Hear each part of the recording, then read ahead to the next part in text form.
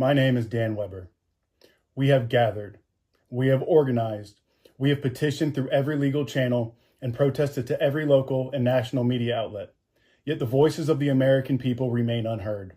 The thunder of millions of feet marching, the very voice of we the people, is being cut into 10-second clips, minimizing the suffering of America and sending the ad revenue to the corporations which then finance the very institutions we fight. That ends now. The second stage of the resistance begins on August 8th. I call on 5051, Resist, Hands Off, Indivisible, and every American still able to use their voice without imminent fear of being trafficked to El Salvador or thrown into a concentration camps in the swamps of Florida. Bring the thunderous roar of millions of feet to the steps of every foreign embassy in Washington, D.C., and to the door of every foreign consulate throughout the cities of this nation. August 8th will mark the 80th anniversary of the signing of the United Nations Charter.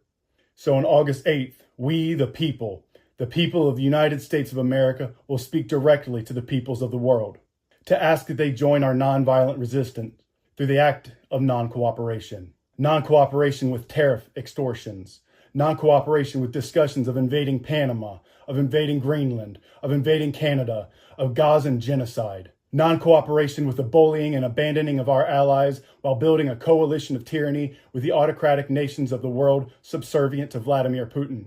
And non-cooperation with American apathy and neglect for hundreds of millions of people suffering from famine, poverty, thirst, and disease across the world, which we promised to help. We will ask for help to save our Hispanic neighbors, friends, and loved ones, because we are not an isolationist state like North Korea. We are part of a global community, a beloved community, and we do not stand alone in the values of justice and liberty for all. There's an ethnic cleansing happening right now in America, today. ICE now has 3 times the budget of the United States Marine Corps and would be the 16th largest military in the world, just above that of Italy, Israel, Sweden, and the Netherlands.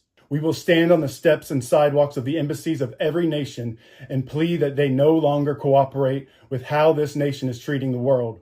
It is the same playbook being used now to strip America of its ideals and values, then use them as kindling for the fires of bigotry and power, which now tarnish every room in the White House, the people's house. Every nation of the world has seen the devastation of unchecked, hateful, bigoted power. The world has never seen that power in the hands of a nation which boasts over 700 military bases in 80 countries, nor one with the ability to remotely decimate the very American-made defenses and communication systems which would protect you from invasions or bombings. In July of 1938, the nations of the world convened the Evian Conference to find a way to help the Jewish people who are facing many of the same oppressions as non-white people are today in America. In 1938, the people of the world failed to stop the onslaught of unchecked hatred and the willful ignorance that led to worldwide and generational suffering, trauma, and death. People of the world, 24 years ago, in the time of our most abject terror, you came to our aid. I fought in Afghanistan with the 2nd Battalion, 8th Marines. I fought side by side with people from all over the world as part of NATO and ISAF operations. I ask you to stand side by side with us now, once again in the face of terror. But this is a fight that must and shall stand firmly upon the pillars of nonviolence. We cannot out-hate this terror regime, nor should we ever try. But we will outlove their hate. With love for our neighbors, with love for our children, our vulnerable, our families, with love for all people, even, especially, those being convinced to suffer through their own evil acts. We stand on a foundation of knowledge and tactics forged in the fire of Gandhi's Satyagraha, of Martin Luther King's Agape, of Dolores Huerta's Si Se Puede, and in John Lewis's Good Trouble. No government has ever won a war. Governments have started every war, but it is always you, the people. We, the people of the world who volunteer to take up arms. It was people no more nor less than you who rose to fight fascists, tyrants, and mad kings throughout recorded history.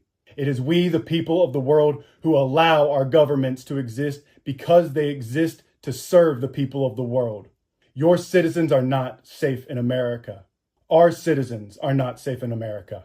Stand strong, stand together, stand united. The people, united, will never be defeated. El pueblo unido jamás será vencido. Semper Fi.